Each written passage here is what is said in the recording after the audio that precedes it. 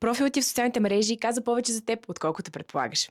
В тези социални мрежи сте психично обременени. В това видео заедно ще разгледаме профилите на политическите партии в България в Инстаграм, за да разберем на кого говорят, какво се опитват да му кажат и дали успяват.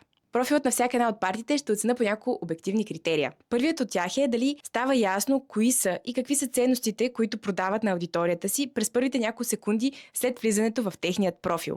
Вторият критерий е каква е ангажираността на потребителите с съдържанието, което партията публикува в Инстаграм, защото това ще ни покаже доколко партията е успяла да намери своите избиратели в тази платформа и доколко е се умяла да заговори на техният език. Третият критерий е дали въобще има причина някой от потребителите да последва въпросната партия в Инстаграм. И четвъртият критерий е моята лична оценка от 0 до 10 за присъствието на партията в Инстаграм. И според всичко това, накрая на видеото ще подредим един тир лист с всички партии и тяхното представяне в Инстаграм. Партия ГЕРБ. Първото нещо, което ми прави впечатление, когато влезе в този профил, е профилната снимка, която директно приковава вниманието ми и ми показва личността. И когато всички са отдрекли от него, всички, и изведнъж се покава отгоре и казва ту-ту. По това личи, че фокусът тук ще падне не толкова върху партията, нейните ценности и политики, а по-скоро върху нейният политически лидер. Описанието на този профил също не е адекватно, защото хаштаг ГЕРБ не ни казва абсолютно нищо, освен че някой не си разбира от работата. Защото като цяло хаштаговете в Инстаграм вече не работят, а камо ли да ги сложиш в описанието на профила си. Много по-логично би било да си сложат: ние сме политическа партия ГЕРБ, нашите ценности са това, това и това, ние се стремим към това, това и това. Или пък просто да си сложат слоган. Нещо друго, което ми прави впечатление, е името на профила партия долна ГЕРБ. Не знам каква е причината да избера точно това име, но изглежда непрофесионално. Когато фактите говорят и боговете си мълчат. Този профил има около 4000 последователя, съответно добра ангажираност би била около 10% на постовете, което изпълняват. Прави впечатление, че доста активно споделят съдържание и дори и то да не отговаря напълно на естетиката в Инстаграм, все пак се опитват да отговорят на изискванията на потребителите в платформата. Добавят субтитри, публикуват доста видеосъдържание, включително има така познатите ни видеа на Бойко Борисов, в които той просто седи и говори пред камерата в една не толкова формална обстановка. Нещо, с което ние сме запомнили неговия образ, но и нещо, което в момента в Инстаграм работи много добре, защото там на хората все повече им е писнало толкова рекламите и перфектно обработени видеа и търсят нещо наистина истинско и автентично. Или поне да изглежда такова. Както казва народа, всяко зло за добро. Така че тук дали става ясно кого говорят и какво се опитват да кажат? Не. Ангажирана ли е аудиторията? Да. Ангажирана е аудиторията им. Има ли за какво да ги последваме? Да. И моята лична оценка за този профил е 4, защото това описание е адски неадекватно и е нещо, което мен лично би могло да ме отблъсне още в момента, в който влезе в някой профил, да скролна надолу и да видя какво е публикувал, защото ми изглежда като истински профил. Следващата партия, която съм отворила, е Възраждане. Тук много се изненадах, тъй като не очаквах, че те имат толкова развито присъствие в Инстаграм. Честно казано, аз много добре мога да разбера на кого е профилът. Има информация, че това е официалната страница, което, когато си политическа партия, се оказа, че е важно да го има, защото на мен, примерно, беше много трудно да разгранича кое е истинска, кое не е истинска страница. Тук има добавени хаштагове, които, както вече казах, не работят. Така, на пръв поглед, те имат много харесвания и много коментари под постовете си. Сега, това, което ми прави впечатление обаче е, че са включили опцията, в която да може да им се показва в Инстаграм като резултат сборът на поста от неговите резултати в Инстаграм и във Фейсбук. Например, ако сега отворя този пост с Цончо Ганев, ето тук, скролвайки надолу, виждам 445 коментара от Фейсбук. Но въпреки това сме да твърда, че имаме висока ангажираност. Тук очевидно тяхната аудитория е по-активна във Фейсбук. Относно стилистиката на профила, не мога да кажа, че ми е любима, но за сметка на това, мисля, че добре отразява тяхният език, начин на мислене и нещата, които тяхната аудитория търси и харесва. За мен е България най-великата държава.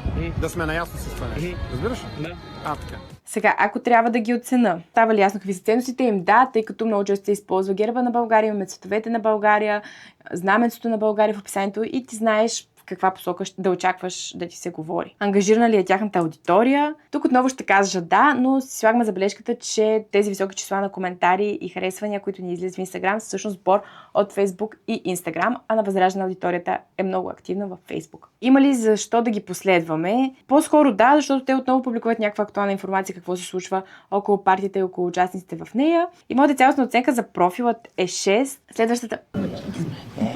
Има още време.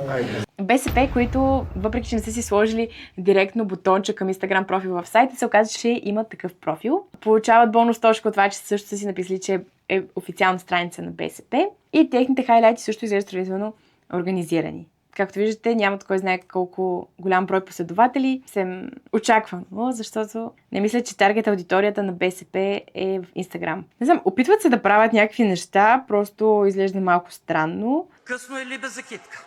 Или ще го играете това хородно до край, или се пускайте о време. Отново не мисля, че имат отделна стратегия за Instagram, по-скоро пресподелят съдържанието от Facebook. Дали става ясно какви са ценностите на партията? Въпреки, че има какво да се подобрява, тук би казала да, защото в хайлайтите си те са сложили много отчетливо какви са техните акценти. Доходи, образование, социална грижа, което дали е ангажирана тяхната аудитория. Те нямат достатъчно последователи в Instagram, въобще, че да може това да се коментира. Но и сигурен показател за това, че аудиторията в Instagram не е ангажирана, със съдържанието е това да нямаш масово, да нямаш коментари под постовете си. Има ли защо да ги последваш? Отново, ако си фен на партията, всъщност качва достатъчно често съдържание в Instagram, че да има защо да я последваш, ако искаш да се информираш за най-новите им неща. И моята оценка за този профил е 1, така ДПС. Когато търсих техния Instagram профил, установих, че през сайта на ДПС Ново начало, всъщност линка води към една публична група Делян Пеевски, председател на ДПС, а не към Facebook профилът, който се нарича ДПС Прес Център и там публикуват актуална информация за случващото се. В Instagram това, което открих, е профилът на ДПС Ново начало София, където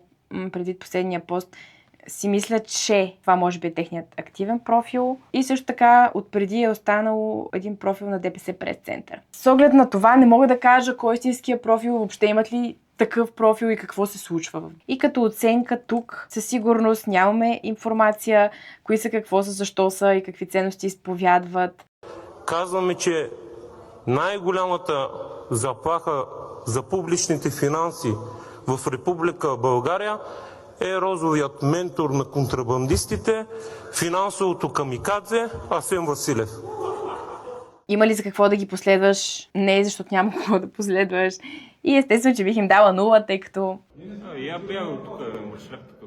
Да, България. Първото им впечатление, когато влезе в този профил, веднага че на по-съвременна партия, тъй като освен, че са си верифицирали профила, имат си свързване с Facebook страницата, както и Linktree, с най-различни други подлинкове, към които да водят аудиторията си. Отново няма ясно изразени ценности в описанието, но имат, предполагам, техният слоган. България може да застане високо. Не мога да кажа, че съдържанието им е на кой знае колко високо професионално ниво и че нещо, което аз бих се кефила да гледам в Instagram или би ми било интересно. Тоест, даже ще е малко на сила, ако трябва да изгледам тяхно видео, просто защото ще искам да чуя, например, какво ми казват, а не толкова, защото съм го видяла случайно и съм си казала, много готино видео, дай да го изгледам до край. Ние стоим винаги на едно и също място и се борим за едни и същи неща и ще продължаваме да бъдем доста последователни в това отношение, така че въпросите са към другите партии. Като оценка тук става ли ясно какво защитава партията точно и в каква посока работи? Честно казано не.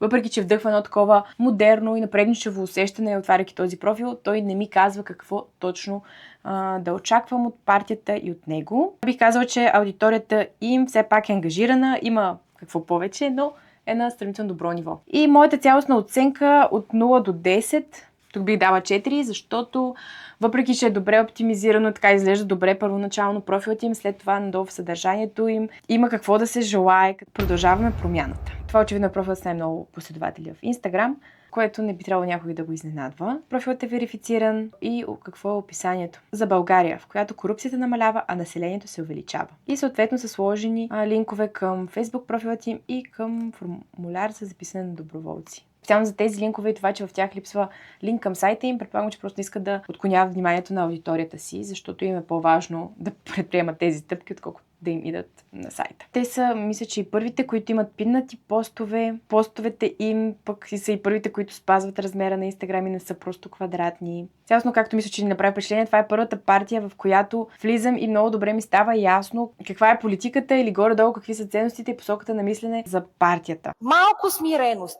малко благоприличие, малко обиране на езика, на начина на говорене, на хашлашкото отношение към гражданите навън. Ангажирана ли е аудиторията аудиторията. Сега при тези почти 40 000 последователя, които имат, има как да е по-ангажирана. Има ли за какво да ги последваме? Да, отново, то малко или много се оказа, че всяка една партия, всъщност ако си почитател, има за какво да я последваш, не стига да са активни в Инстаграм, защото споделят в реално време сравнително какво се случва и какво има на дневен ред. Моята цялостна оценка тук на 10 би била 8, защото на мен ми харесва как са оптимизирали профила си. Харесва ми това, че качват често съдържание, че са си избрали техен стил на субтитрите, които използва всяко едно от видеята си.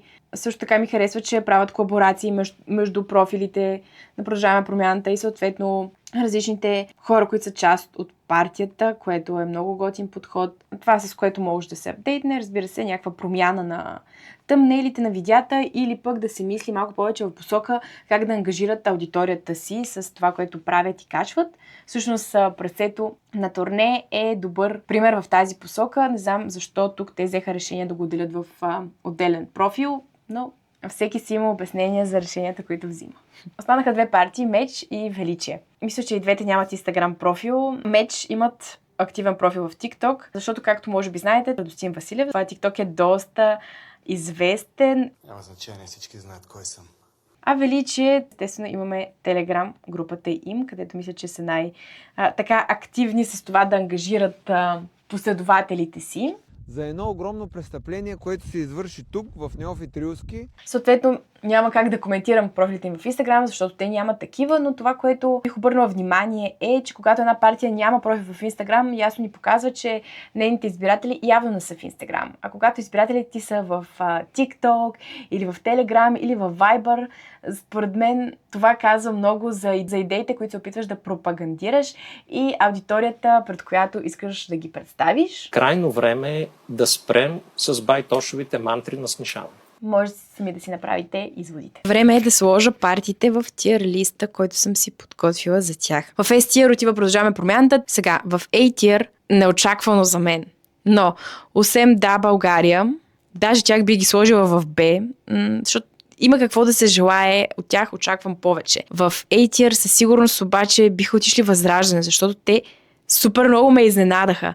Останаха ни ГЕРБ и БСП. Сега, ГЕРБ съвсем спокойно мога да го сложа в С. Сега това, което обаче се чуда за БСП, С, дали заслужава да е при ГЕРБ.